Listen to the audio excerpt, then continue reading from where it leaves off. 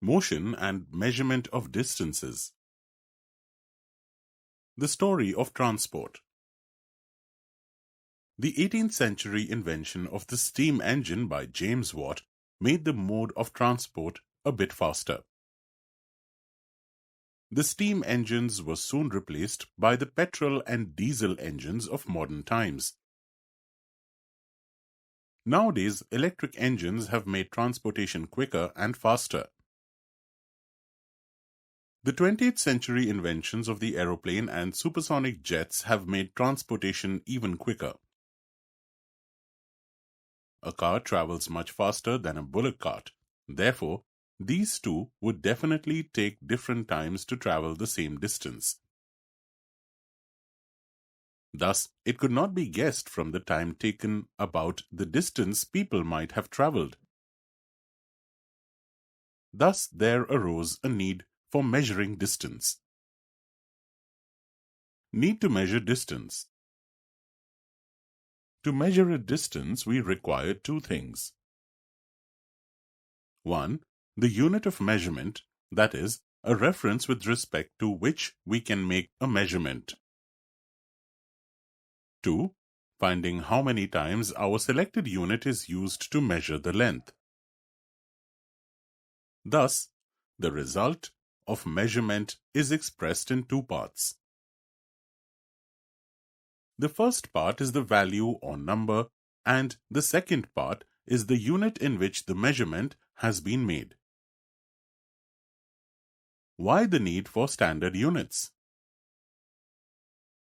In ancient India, small length measurements used were an angal, finger, or a mutti, fist.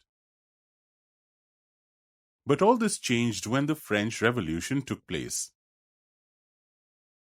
It was thought by the French that for trade to progress, all countries should adopt the same standard of measurement. Thus, in 1790, they proposed a standard unit of measurement which they called the metric system. The system of unit followed used in the whole world is called the International System of Units, or SI units. A meter is divided into 100 equal parts, each called centimeter. The centimeter is further divided into 10 equal parts, each is called a millimeter. Many distances are very big, as such meter becomes a very small unit to measure them. A bigger unit of measuring length, say between two cities, is called the kilometer. 1 km is equal to 1000 meters. Measurement of length. When you buy cloth from the market, the shopkeeper uses a meter rod. When you go to the tailor for getting it stitched, he uses a flexible tape. In your science laboratory, a wooden meter scale is used. Thus, different lengths are measured with the help of different measuring devices. While measuring lengths, a number of precautions should be taken. Precautions to be observed while measuring length. Precaution 1. Suppose we want to measure the length of a wooden block with the help of a foot ruler which you have in your geometry box. The scale or foot ruler should be placed like this over box. Precaution 2. With usage over the passage of time, the ends of the scale or foot ruler may be worn out or it may be broken. In such a scale, the zero mark may be missing. Thus, when we use such a scale, we will start our measurement not from the zero mark, but from some other mark, say 1.0 centimeters. When the measurement has been taken, we will now subtract 1.0 centimeters from our reading to get the actual value of the length of the wooden block. Precaution 3. The wooden scale or the foot ruler in our geometry box is not very thin. It has some thickness. While taking a reading with such a scale, the eye should always be placed vertically above the point which is being read.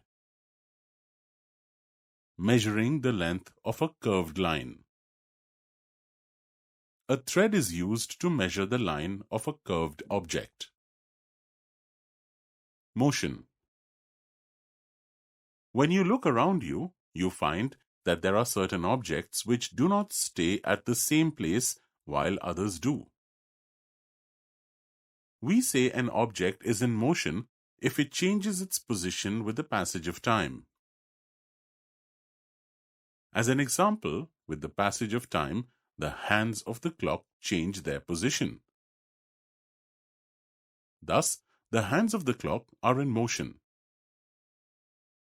At the same time, the blackboard in your classroom does not change its position with the passage of time, so it is at rest. Look closely into the motion of the hands of the clock and the falling of an apple from the tree. One finds that the motion of the hands of a clock and the falling of an apple from a tree are not the same. Whereas the hands of the clock remain on the clock, the apple leaves the tree and falls somewhere else. Thus, the two are in motion but do not possess the same type of motion. Thus, the motion is of different types. Types of motion. Motion is classified as being of three types: translatory motion, rectilinear and curvilinear, rotatory, oscillatory. Translatory motion.